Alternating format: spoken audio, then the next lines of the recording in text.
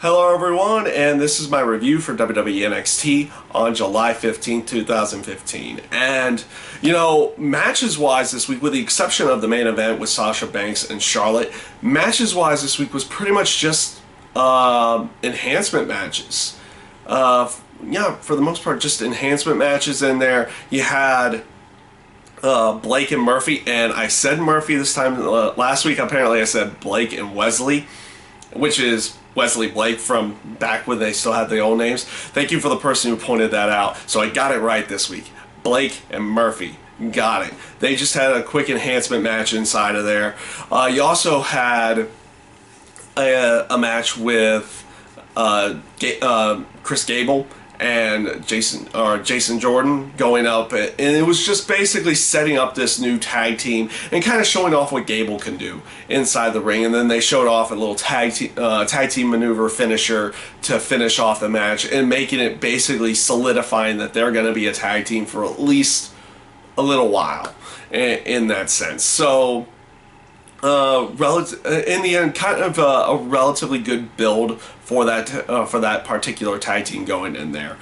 Samoa Joe also had an enhancement match, and they're kind of just showing off what he can do. Again. Most of us know what he can do, but for people who have never seen him, it's like this was kind of another way of showing off what he could do in there. So where would most of the good stuff be? Since most of the matches were enhancement matches.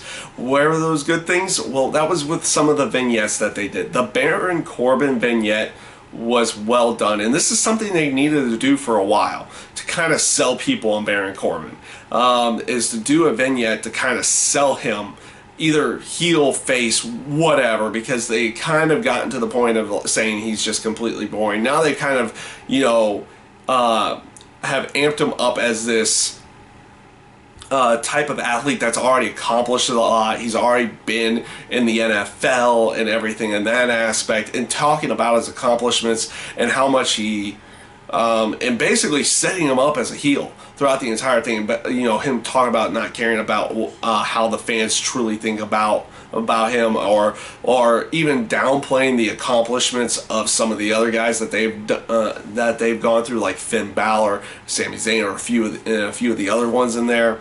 And kind of running down the whole indie scene as well, which for the NXT crowd is definitely going to be something to get people into hating him and actually hating him as a heel, not just feeling like, oh, he's a boring character. So we'll see where they continue on going with that. I thought that was a great vignette for Baron Corbin.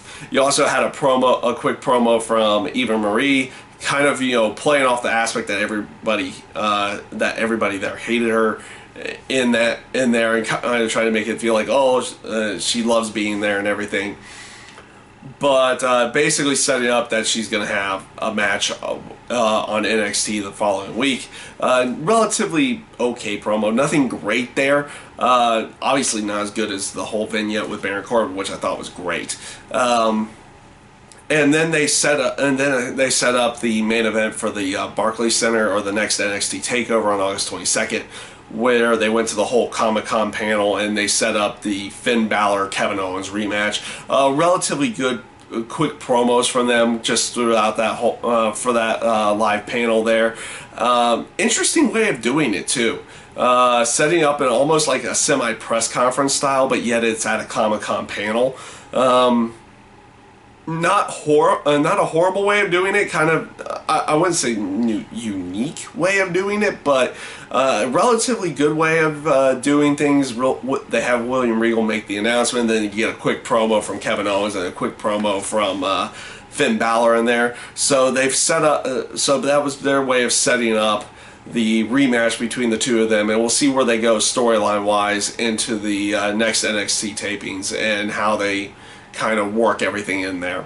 And this brings me to the main event of the night, which was Sasha Banks and Charlotte, and they put on another really good match. They've always put on good matches with these two, and tonight was no different. You got really good spots, good teases, to potential title change or the defending of the title before Charlotte eventually tapped out in the end. This time, that instead of having Sasha Banks pin Charlotte, they actually had her tap out in the end this time to the Banks statement. I like this match. They did again a spot on job with what they needed to do. Nothing really messed up in any way. So overall, really good match there. And overall for the show, I would say a pretty decent show in there. Because you had the really good main event. I like the vignette with Baron Corbin in there. I really like that one.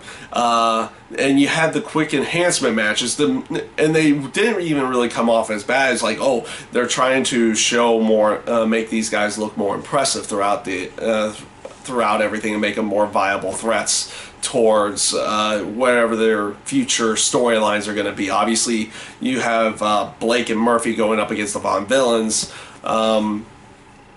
You'll see how they decide to build Gable and Jason Jordan in there, and then of course wherever they're going to go with Samoa Joe next. Who knows where they're going with his storyline? Though it looks like they're kind of tying in Baron Corbin in there for a potential storyline with Samoa Joe, and that could be very interesting down the road. So we'll see where they go with that, because they definitely use Samoa Joe inside of Baron Corbin's type promo for his vignette. So we'll see where they go with that here in the very near future. So that is my review this week for WWE NXT, and I thank you guys for watching.